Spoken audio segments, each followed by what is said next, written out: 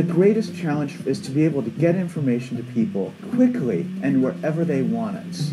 We believe that advertising, which represents a form of information, is an important part of delivering value to our users. If you're a marketer, you're trying to reach your audience, you're not in one place anymore.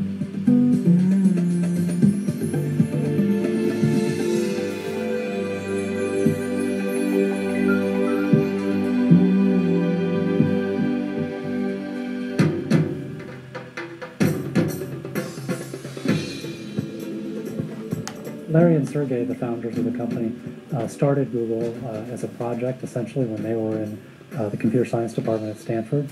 They decided to build a better way to look for information online.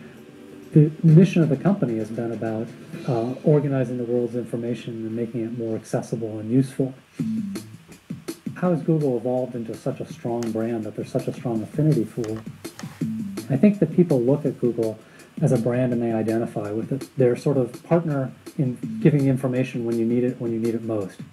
When we release a new product, we don't just release it in English. We have a goal and a mission that it must be released in at least 40 major languages within 30 to 60 days after we release a product, because we believe it should be accessible worldwide.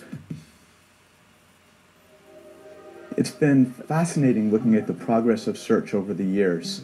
I've actually been involved in search since the late 90s, actually. And I remember back then, when you search for something, you would oftentimes have to wait a while to get the results that you needed, and you'd have to wade through a lot of results that weren't necessarily important to you or relevant to what you were looking for. I think the average now is, I believe, 0.3 seconds from the time you type a search into Google to when you see those results. And that has changed the way we search for information. The search has certainly become an amazingly more and more important part of our lives. It has become both more frequent and also more social. We now use search, I believe, to not only bring us to specific information that we need or to pull up one particular fact, but to connect us with other people.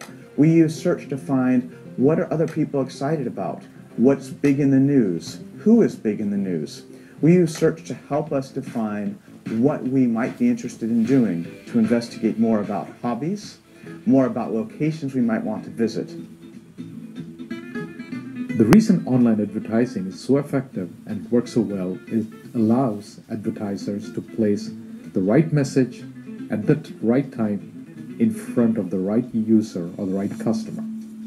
There is a very high degree of measurability and trackability that you can get through online advertising that was previously not possible in other forms of advertising. So there is an old adage that marketers think that half of the advertising dollars produce results, except they don't know which half. With online advertising, you can actually track the value of every single dollar that you spend, understand which particular customer the ad reached, and what they did after they received that advertising message. So Google online advertising offers several different options to advertisers, and let me talk of the two most important.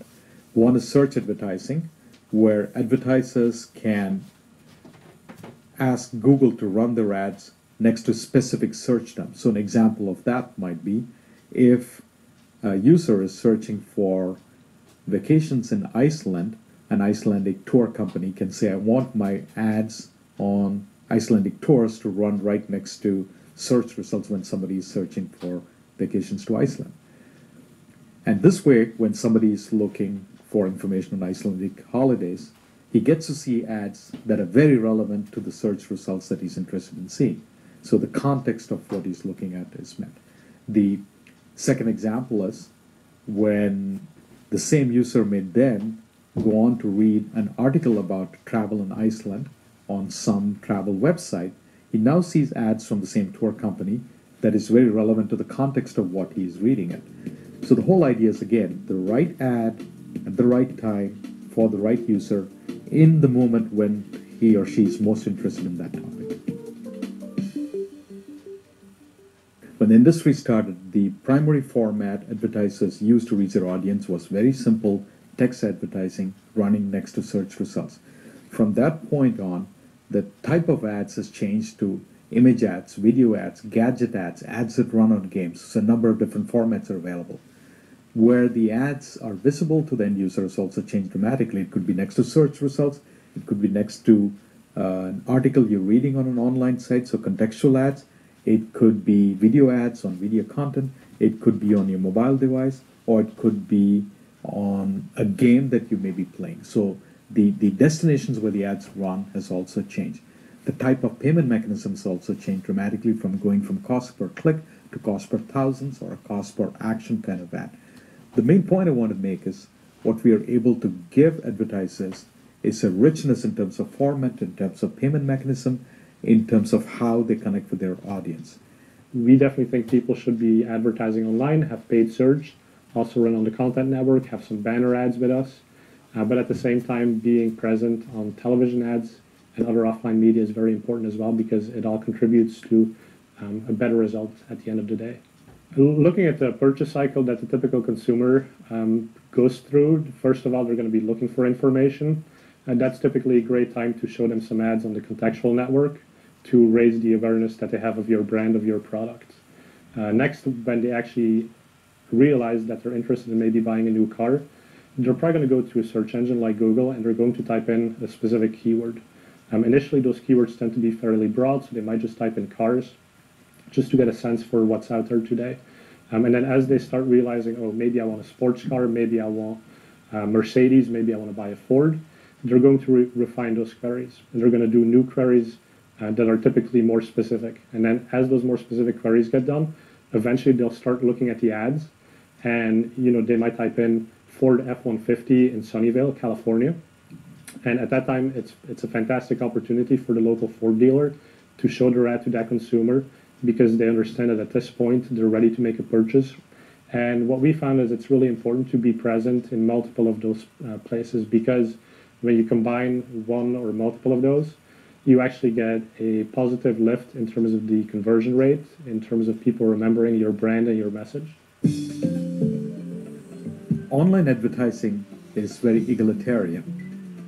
Google has the largest network of advertisers, hundreds of thousands, ranging from very small, maybe a one-person company selling a single product or service, all the way up to the very largest corporations in the world. And each of these companies, each of the marketers in these companies, are able to find the audience that they want to reach through online advertising. And the ability of the medium to target, the ability of the medium to allow you to experiment, and the ability of the medium to allow you to spend very small budget amounts, even $10 or $20 or $30 a month, all the way to several $1 million a month, is possible through the Google AdWords advertising model. So cost per click advertising is a particular payment mechanism where the advertiser pays only when the user clicks on that particular ad. So that begs the question, how much do they pay per click? That is really driven by an auction-based model where advertisers declare their intent on how much they want to pay for a particular ad. It could be 10 cents or 50 cents or a few dollars.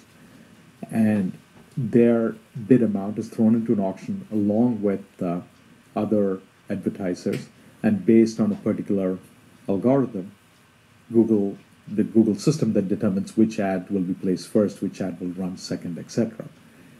So every time a user searches for some information, those ads, 1, 2, 3, or more ads, could be placed right next to the search results. And when they click on that ad, that particular advertiser is charged a certain bid amount. One of my favorite things about AdWords is the fact that it really helps you find the right customer at the right time and show them the right message. Now, when AdWords in 2002 rolled out their self-service product, it really was one of the first times when it was very easy for a small business to put their ad up on the internet on a search engine and compete on a level playing field alongside with Fortune 1000 companies that really had much deeper pockets in terms of advertising spend. One of the ways that Google really wants to help its advertisers measure the results is by offering them Google Analytics. And so this is a very easy piece of code that you install on all of the pages on your website, and then we automatically start collecting data about what the user does once they visit your website. And so there's all types of great reports in there. You can see, for example, if you have a purchasing funnel, you can see at each step of the process where the user potentially falls off and where you've lost them. And based on that type of data, you can make improvements to make sure that your conversion rates are higher. Because ultimately, when you have a higher conversion rate, it means that you can spend more money on the cost per click advertising, which means that you're probably going to get a better position compared to all of your competitors. So that's only one of the pieces of data.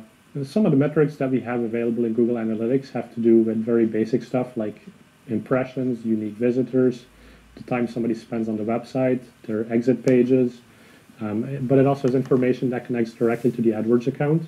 So which keywords did people click on? And even if you didn't have the keyword, what search terms, for example, did somebody search on Google or on Yahoo or any other search engine for that matter to find your website? So all of this data, when you take it, you can really make huge improvements to the performance of your website as well as your advertising campaigns.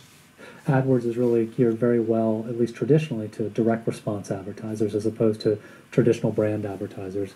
And direct response advertisers are typically advertisers looking for somebody to take an action right there, to click on an ad, be delivered to a website, and go through what they would call a conversion event. Either that means buying a product or doing some registration on the site, providing something of value to the advertiser at that moment. And one of the reasons why this has been so effective for direct response advertisers over the last 5 years is that it's highly measurable. And so as a result, as an advertiser, you're able to know within a matter of minutes after setting up an ad campaign, are customers coming to me and are they buying my product? And you can measure ROI very specifically. And as a result, because you know the ROI of that advertising you're investing in, you know exactly what you want to bid on these keywords on AdWords, and you feed that back into the model. And it's very self-reinforcing, which a lot of traditional advertising really doesn't have that feedback loop or the ability to understand what your ROI is essentially. It's based on estimations and surveys and other things. This is true measurability. You're able to see a consumer come in, flow through the process, and understand if they've converted or not.